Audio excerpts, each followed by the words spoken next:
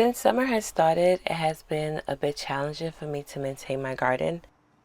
Not my entire garden, but some of my vegetables I really love are struggling with much of this heat and from previous moisture. My Swiss chard, which some of you may call it spinach, has either had leaf spots or the leaves are rotten, and it's all because of some type of fungus that's on my leaves. So I am clipping all of the affected leaves in an attempt to save my plant.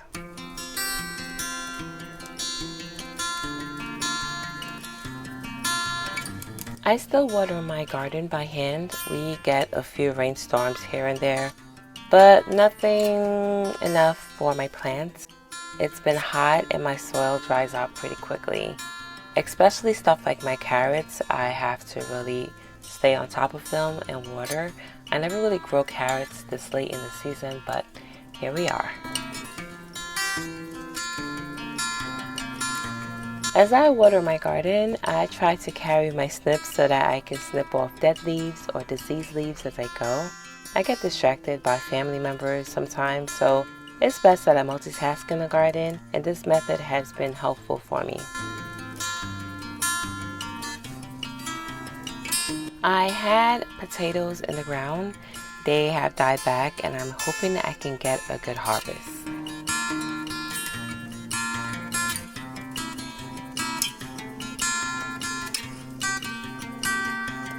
These are actually potatoes that I left in the ground over winter.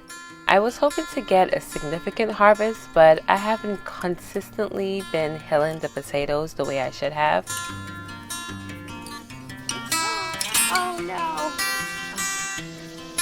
Oh man. I am not sure if hilling potatoes actually matters. I do know that some potatoes are indeterminate and they need to be hilled, but determinate potatoes still need to be hilled.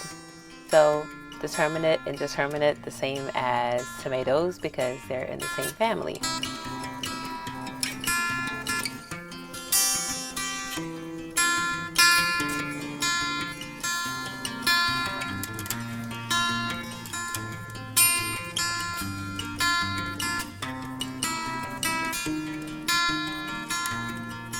I got a few larger potatoes, but most of them was actually really small.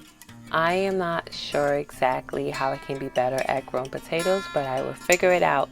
But this area is kind of right under a tree, so I kind of expected it to be smaller potatoes anyway. I do have another set of potatoes that will be ready to be harvested soon, but they are not ready as of yet. I cannot remember exactly, but I think I planted these potatoes too close together. I was trying to maximize my space, but using less space isn't always the best idea.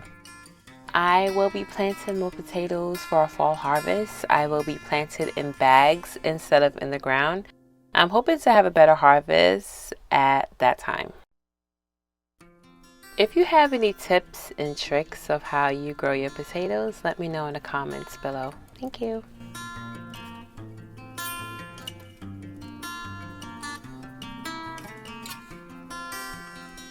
This is my potato harvest. Now let's move on to the area that we have dubbed the surprise garden. I get to harvest tomatoes that I did not plant, which is such a blessing to my family.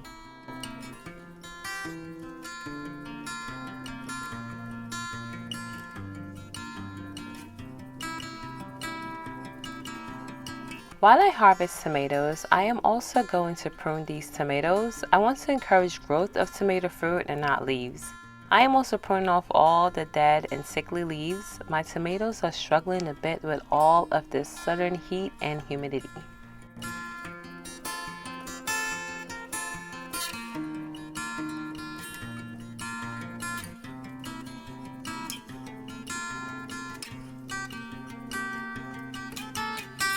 So if some of you remember that I had all these volunteer tomato plants that were laying on the ground, I am going to harvest the remaining tomatoes and then I am going to thin those tomatoes out from this area. I do love the fact that these volunteer tomatoes give me so much of a great harvest, but I feel I must thin it out because it will become a problem down the road. If I can keep a few plants and they give a consistent harvest, I'm happy about that. I don't have to keep all of the plants. And so that's what I'm doing. I'm just trying to thin them out because I feel like they're starting to become diseased, and the tomatoes laying on the ground, the pill bugs are starting to eat them. And so I just don't think that it's very beneficial to me. I do love a volunteer plant, but in this aspect, I think that I should definitely thin it out. So that's what I'm doing, and I hope that I won't regret this later.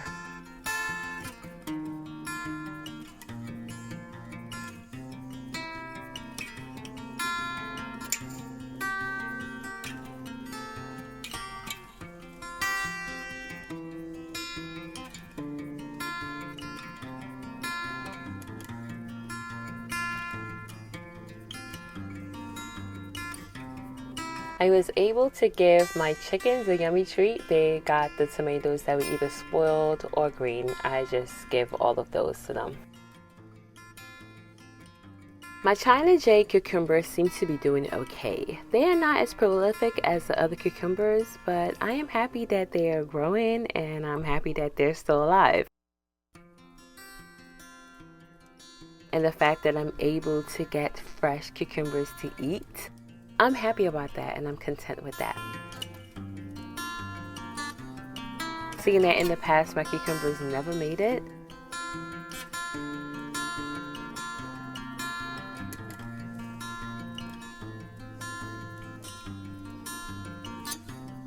Let's collect some lemon verbena. I haven't shared a bread recipe in a while, and you can use your herbs in so many different ways. Bacon is one of them, and it's one of my favorite ways to share how to use your herbs.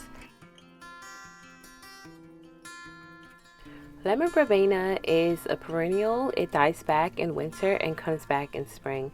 My plant is 2 years old now. And then I'm also going to add some holy basil, which is also one of my favorites. So let's head inside and sort out all of our harvest and make this bread.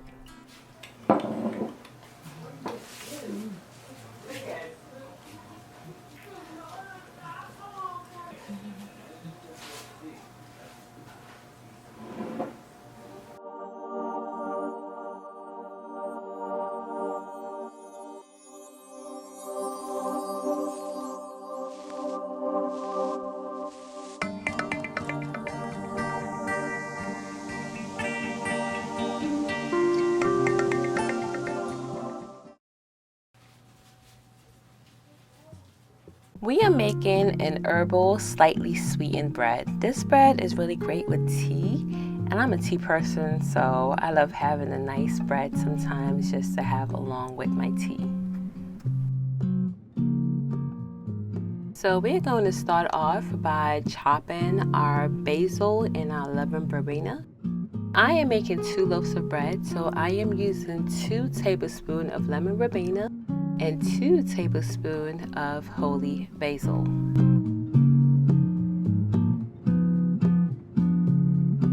Next, we are going to zest 1 lemon per loaf. Since I am making 2 loaves of bread, I am going to use the zest of 2 lemons. Now that we have our lemon and our herbs prepared, now we're going to add 1 cup of butter and 1 cup of sugar, and you're going to cream those together. You can use more sugar if you want to, up to half a cup more, but I only use 1 cup. And now we're going to add in 4 eggs. You're going to also beat the eggs in with the sugar and the butter. You're going to cream those together.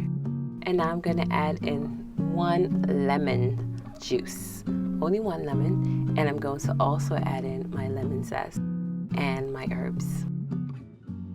The lemon is optional. You do not have to add lemon if you do not have it, but I like the lemony taste and it gives the extra yumminess to my bread.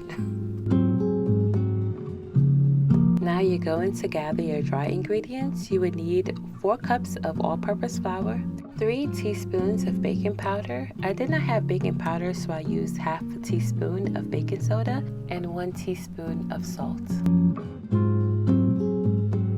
We You will also need 1 cup of milk. I used the milk I had, which was coconut milk. You're going to mix all the ingredients, alternating between the dry ingredients in milk and ending with the milk.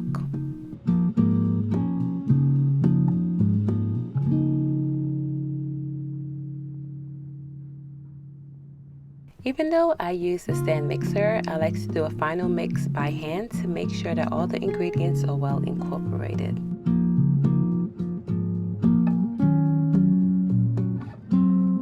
I oil or grease my loaf pans, and I'm using a ceramic loaf pan. And I'm just separating the batter into 2 sections into both of the loaf pans. And then I usually like to hit my loaf pans on the counter just to make sure that everything is nice and settled in there. And then we're going to put our loaves to bake at 350 degrees for 45 to 50 minutes. While the bread cools, I am going to make tea with lemon verbena and holy basil. I am going to put the red tomatoes that are ready in freezer bags so that I can use them at a later date.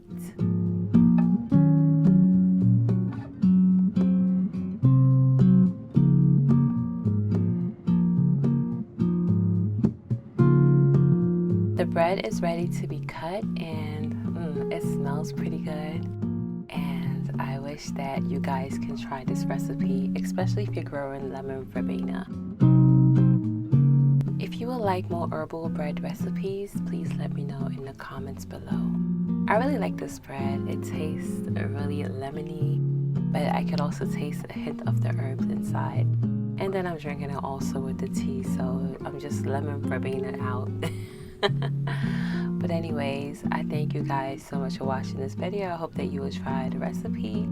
And as you can see, my family really loved this recipe. They really loved the bread, and it was all gone in no time. Thank you for watching. I'll see you guys in the next one. Bye. Like and subscribe. Thanks for watching. Thank the prize for me.